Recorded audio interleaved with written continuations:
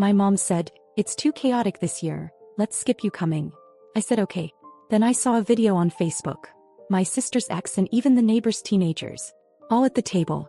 My kids cried. So I took a picture of every unwrapped gift, texted, "Returning these today." Within 40 minutes my dad was at my door, yelled. I opened and, "It's one thing not to be invited. It's another to find out everyone else was. Not just my sister. Not just her ex-boyfriend who used to make my mom cry. Not just the neighbors or the girl next door who once accidentally hit my dad's car with a basketball and wasn't allowed in our driveway for 2 years. No, everyone.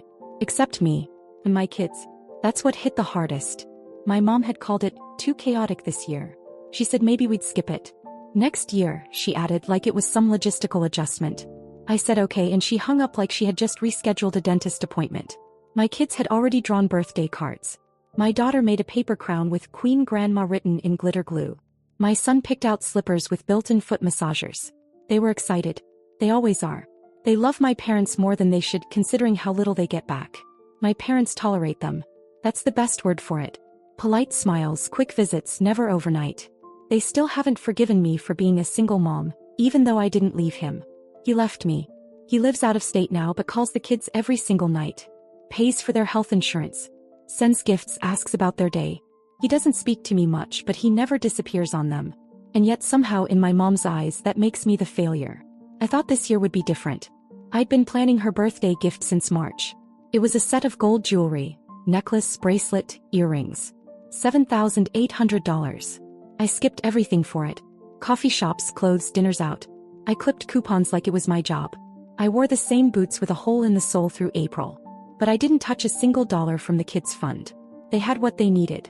I just figured if I gave her something unforgettable, maybe I'd finally be seen again. The day before her birthday I didn't hear anything. Then that night my cousin sent me a video. It was already up on Facebook. My mom was sitting at the head of the table, blowing out candles on her favorite lemon cake. My sister was on one side. Her ex, the one my mom used to say she couldn't stand, was beside her. Their baby in a high chair. The neighbors' teenage kids. Even a coworker from mom's old job who I haven't seen in 10 years. Everyone but us. The table was set with the gold-rimmed plates she only uses when she wants to impress. Her best linens. The flower arrangement I'd sent her that morning was sitting at the far end of the table. I spotted the cards still in it, unopened. I didn't cry. I didn't even call her. I waited until the kids went to sleep and then I took out every single gift we'd wrapped for her, for my dad, for my sister's baby. I unwrapped them. I laid them all out. I took a photo. Sent it to the family group chat. Texted, "Returning these today." 40 minutes later my dad was pounding on my door. "Are you out of your mind?" he shouted. I opened the door. He stormed in without waiting. Looked at the unwrapped gifts like I'd smashed something holy. He didn't ask about the kids. Didn't ask how I found out. Didn't apologize. Just said, "You don't embarrass the family like this." I said, "You invited the whole neighborhood and left us out." His face didn't change. Just shrugged and said, "We needed things to be quiet this year.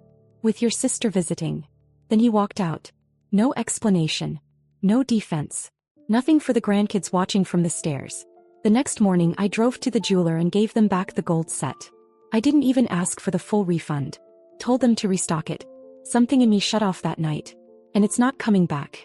After I returned the jewelry I thought maybe that would be the end of it.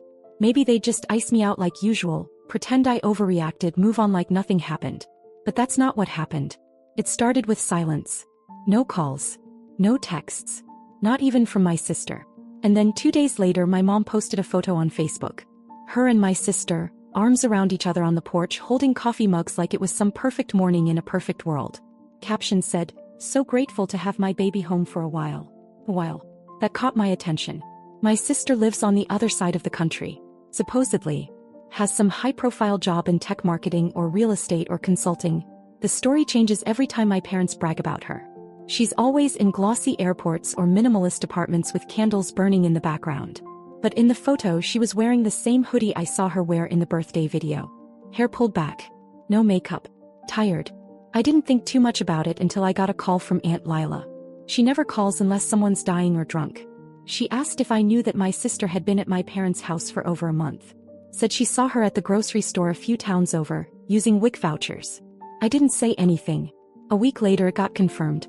My mom let it slip during a call with Lila, who of course called me immediately after. Turns out my sister lost her job 6 months ago. Racked up debt trying to maintain the image.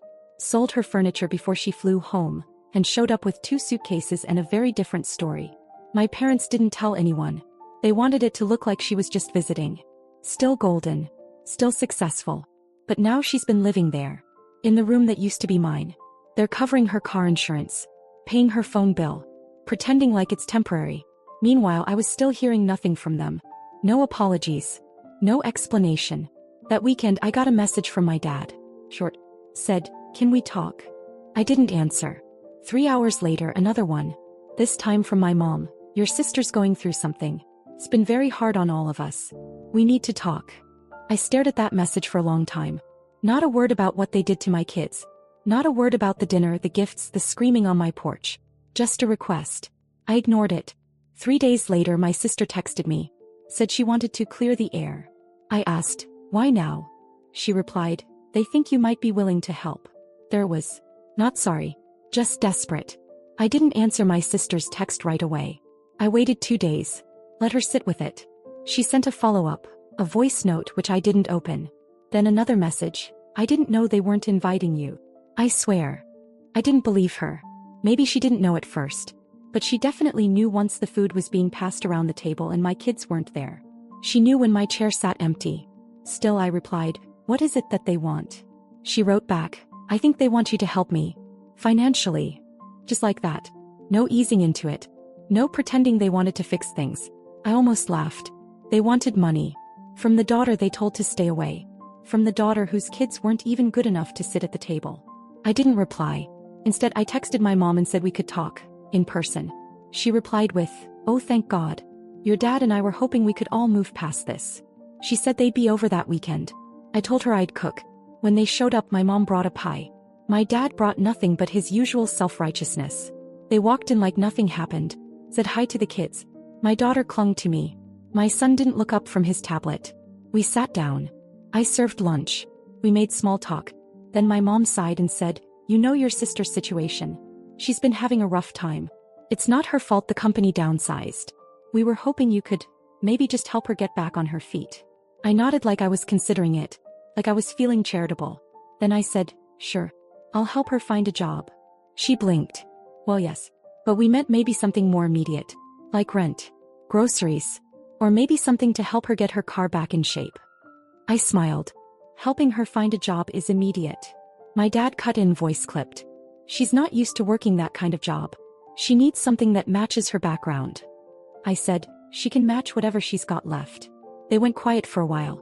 My mom looked around the room like it would give her some leverage. Saw the new couch.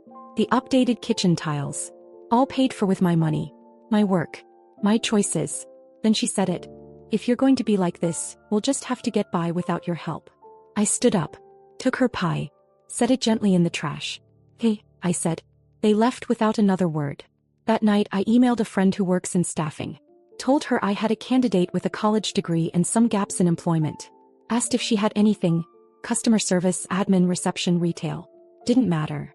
Just something. My sister started the job 2 weeks later. Entry level. No remote options. I didn't tell my parents I had arranged it. They thought it was luck. Until the day my mom called and said, "You really aren't going to help us, are you?" I said, "You mean money?" She said, "Anything." I said, "No." 2 days later I got a letter. A real mailed letter. They said they were disowning me. Said I was cruel. That I had abandoned family when they needed me most. That's when I remembered the Lexus. They really thought I forgot about the car. A year and a half ago, when my dad's old truck finally died, he called me in a panic. Said he needed help, just short term. My husband and I weren't officially divorced yet, and he was feeling generous that month. Signed off on co-signing a loan so I could buy my dad a decent car. Something reliable. Something that wouldn't break down when my mom wanted to drive to her book club. We bought them a Lexus. But barely. Less than 20,000 miles, one owner. My dad cried when I handed him the keys. My mom told everyone I had finally done something right. They never made a single payment. And now, after everything, they were driving it around like it belonged to them. Like I wouldn't remember. So when the letter came saying I was disowned, I didn't cry. I laughed. Then I called the loan company. Turns out the Lexus was still in my name. Fully. I never transferred the title. My dad had never asked. I guess he figured I wouldn't. I didn't tell them right away. I waited until my mom posted a photo of my sister posing next to the car in the driveway, like she was about to drive off to brunch. I screenshotted the photo and sent it to my lawyer. 2 weeks later, my parents were served a repossession notice. I arranged it so they got it in front of the neighbors. That part wasn't planned, but it was satisfying. My mom called. First time in weeks. She screamed into the phone, asked how I could do this to them. I said, "You disowned me. The car goes with me." Then I hung up. What I didn't expect was what came next. A week after the car was picked up, my sister showed up at my door. Not angry. Not crying. With a suitcase. I asked what she was doing. She said, "I quit the job." I said, "And?" She looked me straight in the eye and said, "I want to stay here. With you. I want to start over." I laughed. I told her I had 2 kids and no spare room. She said, "I can sleep on the floor." That's when she told me something I didn't see coming. She was pregnant. And the father? Not her ex. Not anyone she wanted to name. My mom didn't know. My dad definitely didn't. She said, "They'll throw me out." I know it. I believed her. And for the first time in years, I saw my sister as something other than golden. I saw her scared. And that complicated everything. She stayed on the couch that night. No questions, no promises. I gave her a blanket, a pillow, and a towel. She didn't ask for more. My kids were confused.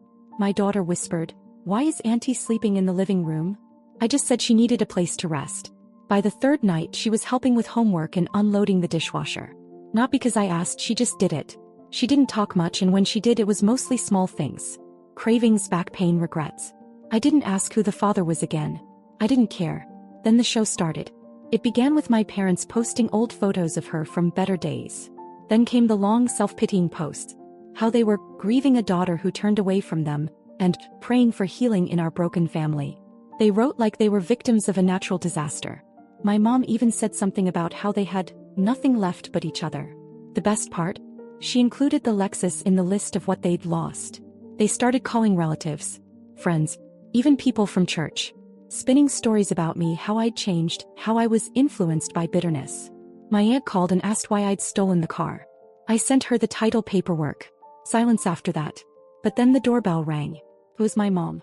She looked straight through me and said she was here to see her daughter. Not me. The real one. My sister was in the kitchen holding a bowl of cereal. When she heard the voice, she froze. She whispered, "Don't let her in." I didn't. My mom said, "You're making a mistake. This is family." I said, "You disowned me. You can't walk that back now."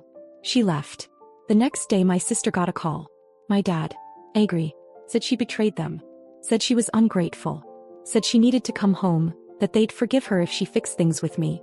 She hung up and said, "They're not scared I left. They're scared I told you everything." I nodded. Then she said, "I want to keep the baby. But I can't do this alone." I didn't answer right away. Later that night, she sat on the edge of the couch and asked if I hated her. I said, "Not anymore. But I don't trust you yet." She said, "That's fair." He meant it. The next morning, I got an alert. A post from my mom. A blurry photo of her standing next to an old pickup truck in a dealership lot. Caption, "New beginnings." A family friend commented, "What happened to the Lexus?" My mom replied, "Ask Grace." So I did. I left a comment right underneath it. Sold it. Paid off the loan. Used the rest for my kids. I didn't get a reply. But she read it. I know she did. The Lexus sold fast. Low miles, clean title, solid interest. A man from 2 towns over paid in full and drove it off with a grin like he'd won something. I watched from my window, not smiling, not sad, just still. I used part of the money to finish off the loan. The rest went into savings, the kids' college fund, and a little side envelope I labeled whatever comes next. My sister was still on the couch. She got a part-time job working at a baby store. Minimum wage, folding onesies, stocking pacifiers, sweeping aisles. It wasn't glamorous, but she was never late. Not once. She stopped complaining. We didn't talk about the past. She didn't bring up her ex or the baby's father. I didn't ask.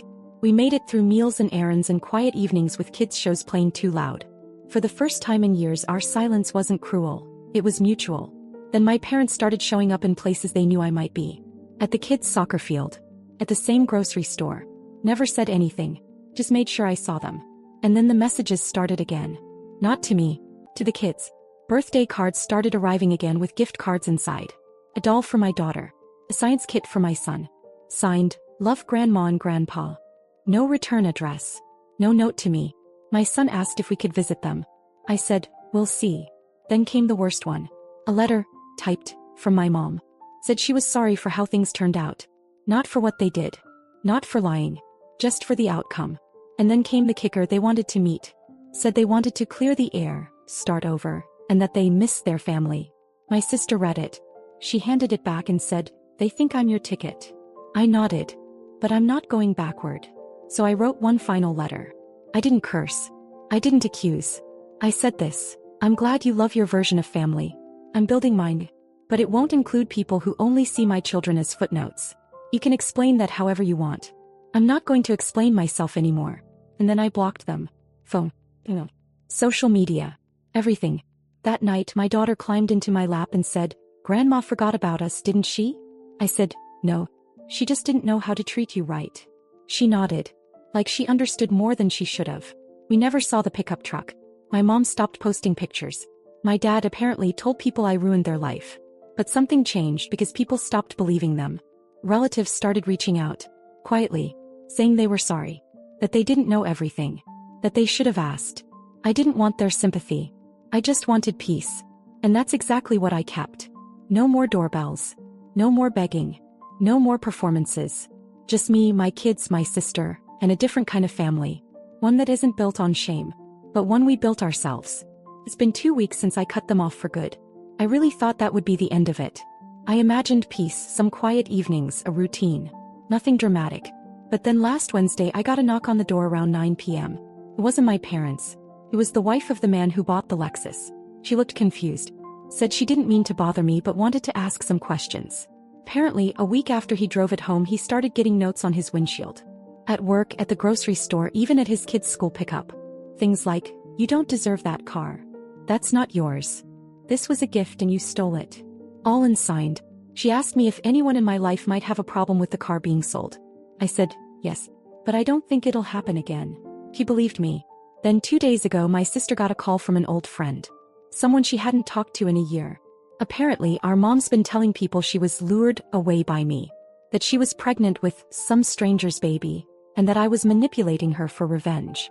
Classic projection. That would have hurt maybe a month ago. But not now. Because the truth is, my sister's still here. Still working. Still pregnant. Still sleeping on the couch. And this morning she told me she's saving for a twin mattress. So she can move into the laundry room and give the kids back their living room. It's small but it's real. No one's pretending anymore. No one's performing. I don't know if my parents will ever stop spinning their version. I don't really care. Because the people who matter, they see it now. A few of them even apologized. Genuinely. Quietly. Like they finally realized how long this had been building. I don't know what's next. Maybe they'll try something else. Maybe they'll just disappear from our lives completely. But for now the air feels cleaner. My kids are laughing more. My sister's trying. And I'm not wasting energy hoping for people to love us the way we deserve. So thank you. To everyone who reached out. Everyone who followed this story, messaged support, or just read in silence. Thank you. I don't know if there will be any more updates. But if there are, I'll share them. Until then, we're okay. We really are.